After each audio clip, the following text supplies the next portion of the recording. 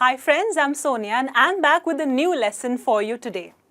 Well, this lesson is all about continuous tenses. It's all about how to form continuous tenses. Now, quite often I've seen that people have a tough time understanding how to form a sentence when talking about an action that was either going on or happening in the present or will happen in the future. All right? So today we are going to discuss about how easy and how simple it is to form continuous tenses. Now do remember, sometimes in many grammar books you would refer to continuous tenses as progressive tenses. Okay? So don't get confused, both continuous and progressive mean absolutely the same thing. Okay?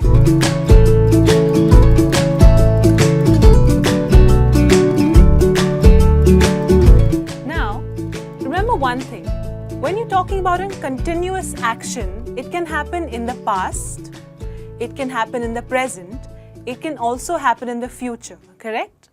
So what we're going to start off with is to learn about past continuous sentences. Now when I say past, what do I mean? I mean that the time has finished and the action is also complete, okay? However, when I say past continuous, I mean that the time has passed, but the action, okay, was going on at that point in time. Now, in order to make past continuous simple for you, I have a trick, and that is a good structure or a formula that you could use. Now, my formula says that you put the subject. Now, what could be the subject? Something like I, you, we, they, he, she, or someone's name. Okay, remember that. The subject always is the start of a sentence. And then, because we are talking about the past, we would use was or were. After that, you would put in the verb and then the ing. So what are verbs? Verbs are simple action words like go, come, play, eat, watch, sing, etc. So remember guys, past continuous, something that was happening in the past, you would use the subject, was or were, the verb and then ing. Now my first example says, I was eating breakfast. Over here, I is the subject. Now because I've used I, I'm using was. Over here, eat is your verb and then you added ing to it, which means that I was doing something. What was I doing? I was eating breakfast. The action was going on in the past. The next example is, they were playing football. Okay.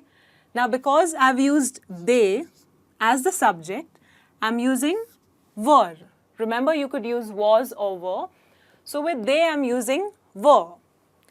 Play is your verb, and because I was playing or the action was going on, I added ing. As simple as that.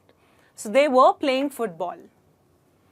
The final one says, Peter was preparing a presentation. Because I'm using Peter as the subject in this sentence, I'm using was. What I've done here is I've contracted prepare plus ing, and I say preparing because the action was going on at that point in time. If you notice here, because I've contracted these two words, the e goes off and it becomes preparing. So he was preparing a presentation. In all these three sentences, something was going on in the past. All right. Now you can also make these sentences negative. What if something wasn't going on or wasn't happening? Then how would you change it? Well, that's even simpler. All you do is you add the word not. Okay, so for example, I was not eating breakfast. They were not playing football. Or Peter was not preparing a presentation. What I can also do, guys, is I can contract was and not and make it wasn't. So let me write that for you. Was plus not becomes wasn't. Or I can also contract were and not and make it weren't. Just like this. So remember, if you're talking about something that was happening, an action that was going on in the past, you can use was and were, verb and ing. If you want to make it negative, you can add a not and make it wasn't. You can add a not to were and make it weren't. The other thing that you could also keep in mind is, when do you use was and when do you use were, okay? So if you look at this sentence, I was and Peter was. So with subjects like I, okay, he, she or someone's name, you would use was. But if in your subject you have they, you, we, then you would use were. So remember, I, he, she or someone's name was. You, we, they, you would use were. As simple as that. There you have your past continuous tense. Now, if you've understood this, we'll look at how to form present continuous and the future continuous tenses. So guys, just like we looked at the past continuous tense, what we're going to look at now is the present continuous and the future continuous tenses. Now, what do I mean when I say present continuous? I mean an action that is going on at the moment, in the current time. Okay, let me write that down for you. So an action which is happening in the present. Okay, remember this. The present continuous also has a similar formula. You'll use your subject if you remember I, you, we, they, he, she, it or someone's name. You'll use is, am or are plus the verb and the ing form as usual. That has to be there because it is continuous. You would use is when you're using your subject as he, she or someone's name. You would use am when your subject is I.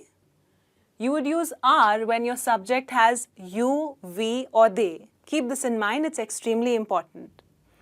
So if you look at my example for you, I am watching a movie. Because I use I've used am. Watch plus ing makes this a continuous action going on in the present. How do I know it's present? That's because of am. Next one, Joe is cooking dinner. So I've used the verb cook plus ing. How do I know it's a present tense? Because of is. Okay? Now remember, even here, if you want to make these sentences negative, simply use the word not. So I am not watching a movie, or Joe is not cooking dinner. Similarly, if you want to make it shorter, you would say is plus not becomes isn't. Alright? Are plus not becomes aren't. And whenever you use am, there's no way of contracting it. So it will always be I am not. There's no way of shortening that. You can only contract is and not and make it isn't, are and not and make it aren't. But remember, the constant thing is the verb plus the ing to show continuous. The next tense we have is the future continuous. Okay? Now when will you use the future continuous? When you're talking about something that is going to happen, some kind of a future plan. So let's jot that down. This is a future plan, something that is going to happen in the coming time. Over here, it's extremely simple because irrespective what your subject is, I, you, we, they, he, she, someone's name, you would always use will plus be. Remember, this little word be is extremely important. That's how the subject agrees. The subject plus will plus be. And one more time your verb, okay, plus your ing to indicate it's a continuous tense. So for example, she will be going to the market tomorrow. So if you notice will plus the all important be. And I use the verb go plus ing to indicate going, continuous. So she will be doing something, she will be going to the market tomorrow in the future. The next example, they will be waiting for you at the mall. So even though I've used they, over here I've used she, I've used they here. However, remember I told you will use will everywhere and will be. You've used the verb which is wait plus ing to indicate a continuous action. So they will be waiting for you at the mall. So this is how you can make present continuous and future continuous tenses. Similarly, if you want to make a future continuous sentence negative, what will you do? I think you should know by now. You'll simply add the word not. Okay? So, she will not be going to the market tomorrow. All right? And they will not be waiting for you at the mall. Also, you can contract will plus not and make it won't. Remember, you can contract will and not and make it won't. As simple as that, guys.